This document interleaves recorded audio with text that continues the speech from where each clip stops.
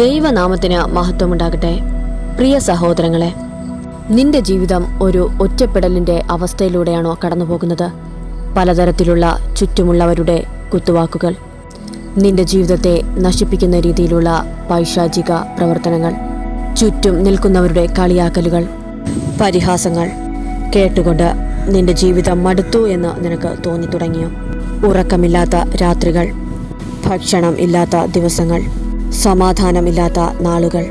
പ്രിയ സഹോദരങ്ങളെ, ഇന്ന് ദൈവത്തിന് നിന്നോട് വൻ കാര്യങ്ങൾ പറയാനുണ്ട്. നിന്റെ ജീവിതത്തിൽ വൻ പ്രവൃത്തികൾ ചെയ്യാൻ ദൈവത്തിന് ആഗ്രഹമുണ്ട്. ഈ വീഡിയോ ആദ്യം മുതൽ അവസാനം വരെ വളരെ ശ്രദ്ധയോടെ കേൾക്കുക.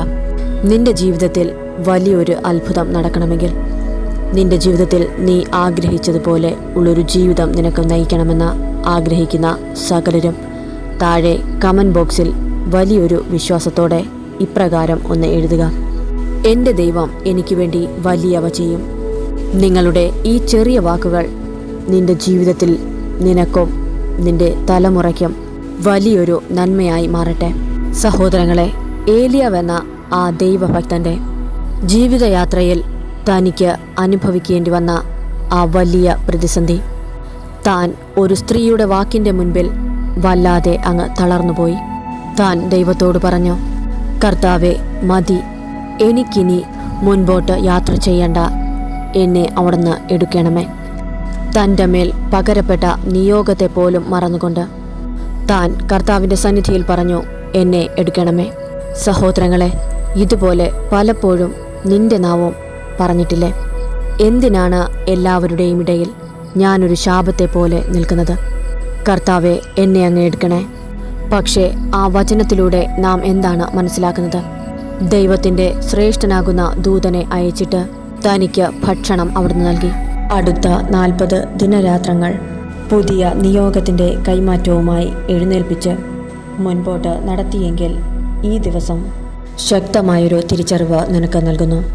മറ്റുള്ളവരുടെ വാക്കുകൾ കേട്ട് നീ തളർന്നിരിക്കുമ്പോൾ, തകർന്നു പോകുന്ന അവസ്ഥയിലൂടെ കടന്നു പോകുമ്പോൾ, നമ്മെക്കാളും ബലമുള്ള പലരുടെയും വാക്കുകൾ കേട്ട് അതിലൂടെ ആയിരിക്കാം നാം തളർന്നു പോയത്.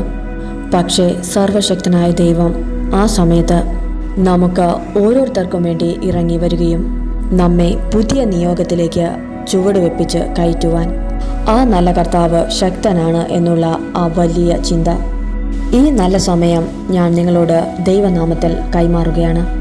തളർന്നിരിക്കാനല്ല നമ്മെ വിളിച്ചത് എന്നും, കർത്താവ് എൻ്റെ മേൽ പകർന്ന ആ ദൈവിക നിയോഗം എന്നതിനെ വിശ്വസിച്ചുകൊണ്ട് ആ നിയോഗത്തിലാണ് ഞാൻ ഇനി മുതൽ ചുവടുവെച്ച് നടക്കേണ്ടത് എന്നുള്ള ഉറപ്പിലും ധൈര്യത്തിലും മുൻപോട്ട് പോകുമ്പോൾ, അവിടെ അസാധാരണമായ ദൈവപ്രവൃത്തി നമ്മുടെ ഓരോരുത്തരുടെയും ജീവിതത്തിന്മേൽ അധികാരത്തോടെ വെളിപ്പെട്ടു വരും. അവിടെയാണ് എനിക്ക് പറയാനുള്ളത്: എനിക്ക് വലിയൊരു ദൈവമുണ്ട്. ആ ദൈവം സർവശക്തനാകുന്ന നല്ല ദൈവമാണ്. സഹോദരങ്ങളെ, 91-ാം സങ്കീർത്തനത്തിലേക്ക് കടന്നു വരുമ്പോൾ, കാൽ കല്ലിൽ തട്ടി പോകാതെ ഇരിക്കേണ്ടതിന് എന്ന് വെച്ചാൽ ഒരു അനർത്ഥം നിന്റെ ജീവിതത്തിലേക്ക് വരുന്നതിന് മുൻപ് തന്നെ നമ്മെ സൂക്ഷിക്കുന്ന, നമ്മെ കരുതുന്ന വലിയൊരു ദൈവം നമ്മുടെ കൂടെ ഉണ്ട് എന്നുള്ള സത്യത്തെ നാം മറന്നു പോകരുത്. അതുകൊണ്ട് നാം ഓരോരുത്തരും വെറുതെ ശാപവാക്കുകൾ പറയാതെ, മരണത്തെ സ്വപ്നം കാണാതെ, മറ്റുള്ളവരുടെ കുത്തുവാക്കുകൾ കേട്ടുകൊണ്ടോ മറ്റുള്ളവരുടെ ശാപവാക്കുകൾ കേട്ടുകൊണ്ടോ പലരും നിന്നെ വേദനിപ്പിക്കാൻ ശ്രമിച്ചിട്ടുണ്ടാകും. പക്ഷേ അതൊക്കെ നീ ഉള്ളിലെടുത്തുകൊണ്ട് നിന്റെ ജീവിതം നീ നശിപ്പിക്കരുത്. നീ ജീവനോടെ ഇരുന്നു കൊണ്ട് ദൈവത്തിൻ്റെ പ്രവൃത്തിയെ വർണ്ണിക്കാനുള്ളവനാണ് എന്നുള്ള വലിയൊരു ബോധം നിന്റെ മനസ്സിൽ വേണം. സഹോദരങ്ങളെ, ഇന്നു മുതൽ നീ വലിയൊരു തീരുമാനമെടുക്കുക. നിന്റെ ചുറ്റും നിന്നുകൊണ്ട് നിന്നെ ആരൊക്കെ തള്ളിപ്പറഞ്ഞാലും, ആരൊക്കെ നിന്നെ ദോഷമായി ബാധിച്ചാലും അതൊന്നും നീ ഉള്ളിലെടുക്കാതെ നിന്റെ ശുദ്ധമായ ആ ഹൃദയത്തിൽ ദൈവസ്നേഹം മാത്രം നിറഞ്ഞുകൊണ്ട് നീ എല്ലാവരോടും ദൈവസ്നേഹം പുറപ്പെടുവിച്ചുകൊണ്ട് ദൈവവചനമെന്ന ആ വലിയ സത്യത്തെ ഉയർത്തിക്കൊണ്ട് ആ വലിയ വിശ്വാസത്തെ മുറുകെ പിടിച്ചുകൊണ്ട് മുൻപോട്ട് നീങ്ങുക. കാരണം നിന്നിലൂടെ ദൈവത്തിന് വലിയൊരു പദ്ധതി നടപ്പിലാക്കാനുണ്ട്. വലിയൊരു വാഗ്ദാനം നിന്റെ മേൽ ശേഷിക്കുന്നുണ്ട് എന്നുള്ള ബോധം നിനക്ക് വേണം. വചനം നമ്മെ ഓർമ്മപ്പെടുത്തുന്നത് പോലെ ദൈവം നിനക്ക് അനുകൂലമെങ്കിൽ പ്രതികൂലം ആർ? ആമേൻ.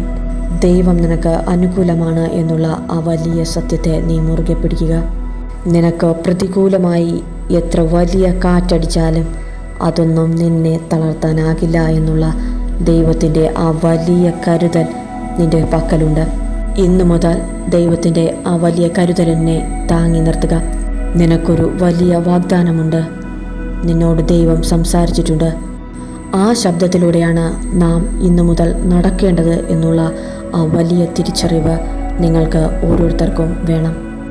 കർത്താവിലുള്ള ആ വലിയ പ്രത്യാശയിൽ മുൻപോട്ട് നീങ്ങുക. പലരുടെയും കുത്തുവാക്കുകൾ കേട്ടിട്ട് ഞാൻ തളർന്നു പോയാൽ എന്നെ ബലപ്പെടുത്താൻ എൻ്റെ ദൈവം അയക്കുന്ന ഒരു ചെറിയ ദൂതൻ്റെ സ്പർശനം മതി എന്നുള്ള ആ ഒരു ഉറപ്പിനകത്ത് അതിലൂടെ നാം മുൻപോട്ട് ചുവടുവെക്ക്. അവിടെ വലിയൊരു അസാധാരണമായ ദൈവപ്രവൃത്തി കാണാൻ നിനക്ക് സാധിക്കും. ആ വലിയ ദൈവപ്രവൃത്തി അനുഭവിക്കാൻ നിൻ്റെ മനസ്സിനെ ഒരുക്കുക. വലിയൊരു അത്ഭുതം നിൻ്റെ ജീവിതത്തിൽ ചെയ്യുവാൻ നിൻ്റെ ദൈവം മതിയായവനാണ്. നിൻ്റെ കാൽ ഒരു കല്ലിലും തട്ടാതെ വണ്ണം നിന്നെ പരിപാലിക്കും. സഹോദരങ്ങളെ, എത്ര വലിയ വെല്ലുവിളികൾ നടന്നാലും, നിൻ്റെ ജീവിതത്തിൽ നീ എത്ര വലിയ ദുഃഖത്തിൽ വീണുപോയാലും നിൻ്റെ പ്രാണനെ അവൻ പരിപാലിക്കും. എത്ര വലിയ ഉറപ്പാണ് വചനത്തിലൂടെ ദൈവം നമുക്ക് നൽകുന്നത്. ദുഃഖത്തിൻ്റെ അവസ്ഥയിൽ ഏലിയാവിനെ പരിപാലിച്ച ദൈവം നിന്നെയും പരിപാലിക്കുമെന്നുള്ള ആ വലിയ സത്യത്തെ നീ മനസ്സിലാക്കുക. ഇപ്പോൾ നിനക്ക് കണ്ണുനീരായിരിക്കാം, വേദനയായിരിക്കാം, പ്രതിസന്ധികളായിരിക്കാം. പക്ഷേ നാളെ എന്നൊരു ദിവസം നിനക്കായി ദൈവം മാറ്റിവെച്ചിട്ടുണ്ട്. അവിടെ വലിയ നന്മകളാണ് ദൈവം കരുതി വച്ചിരിക്കുന്നത്. നീ അതിനെ നഷ്ടപ്പെടുത്താതെ വണ്ണം ദൈവത്തിൻ്റെ ആ വലിയ വചനത്തെ, ആ വലിയ സത്യത്തെ നീ മനസ്സിലാക്കുന്ന ആ സമയത്താണ് നിൻ്റെ ജീവിതത്തിൽ അത്ഭുതങ്ങൾ പ്രവർത്തിക്കാൻ തുടങ്ങുന്നത്. ഞാൻ എത്ര വലിയ വേദനയിലൂടെ കടന്നു പോയാലും എൻ്റെ ദൈവം എന്നെ ആശ്വസിപ്പിക്കാൻ, അല്ലെങ്കിൽ എന്നെ ആഗ്രഹിക്കുന്ന പോലെ ആ വലിയൊരു നന്മയിലേക്ക് കൊണ്ടുപോകാൻ എൻ്റെ ദൈവം മതിയായവനാണ്. എൻ്റെ ദൈവം ശക്തനാണ്. എൻ്റെ പ്രാണപ്രിയനറിയാതെ എനിക്കൊന്നും സംഭവിക്കുകയില്ല.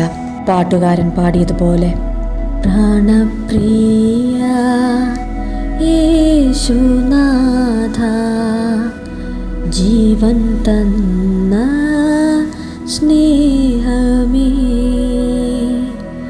നഷ്ടമായി പോയ എന്നെ ഇഷ്ടനാക്കി തീർത്തനാഥ. നഷ്ടമായി പോയ നിന്നെ ഇഷ്ടനാക്കി മാറ്റിയ ആ വലിയ ദൈവം. സഹോദരങ്ങളെ, ഒരുമിച്ച് ഈ വലിയ നിമിഷം നമുക്ക് ദൈവത്തോട് ആയിരിക്കാം. ഒരേ ഒരു വാക്ക് നീ ഈ നിമിഷം ദൈവത്തോട് പറഞ്ഞാൽ മതി. നിന്റെ ജീവിതത്തിൽ വലിയൊരു അത്ഭുതം നടക്കാനായി പോകുന്നു. ദൈവ സാന്നിധ്യത്തിൽ നിനക്ക് ഈ നിമിഷം എന്താണ് ദൈവത്തോട് പറയാനുള്ളത്? എൻ്റെ സ്നേഹം നിനക്ക് മാത്രം, വേറെ ആരും കവരുകയില്ല. എൻ്റെ സ്നേഹം നിനക്കു മാത്രം, വേറെ ആരും കവരുകില്ല. സഹോദരങ്ങളെ, നമുക്ക് ദൈവം നൽകുന്ന ആ വലിയ സമയം ദൈവത്തെ പാടി സ്തുതിക്കാൻ നാം ആരും പാട്ടുകാരനാകണമെന്നില്ല, വലിയ കഴിവുള്ളവരാകണമെന്നില്ല. നമ്മുടെ ആ ബലഹീനതയിലാണ് നാം ദൈവത്തെ പാടി സ്തുതിക്കുന്നത്. എൻ്റെ ബലഹീനതയിലാണ് ഞാൻ എൻ്റെ ദൈവത്തെ ആത്മാർത്ഥമായി മഹത്വപ്പെടുത്തുന്നത്. ഞാൻ യോഗ്യത ഉള്ളവനായിരിക്കണമെന്നില്ല, പക്ഷേ എന്നെ യോഗ്യത ഉള്ളവനാക്കാൻ എൻ്റെ വലിയ ദൈവത്തിന് സാധിക്കും. കേട്ട വചനത്തെ നാം ഒരിക്കൽ കൂടി ഓർമ്മിക്കുക. ദൈവം അനുകൂലമെങ്കിൽ പ്രതികൂലം ആർ? ഈ വചനത്തിലൂടെ നമ്മെ ഓരോരുത്തരെയും ദൈവം അവിടുന്ന് നമ്മുടെ ബലഹീനതയെ വലിയൊരു നന്മയാക്കി മാറ്റിക്കൊണ്ട്, വലിയ അത്ഭുതം നമ്മുടെ ജീവിതത്തിൽ ചെയ്തുകൊണ്ട്, വലിയ നന്മകൾ നമ്മുടെ ജീവിതത്തിൽ ചെയ്തുകൊണ്ട്, വലിയ ഒരു ദൈവത്തിൻ്റെ കരം നമ്മുടെ ജീവിതത്തിൽ വരുവാൻ ഇതൊരു തുടക്കമാകട്ടെ. ആമേൻ.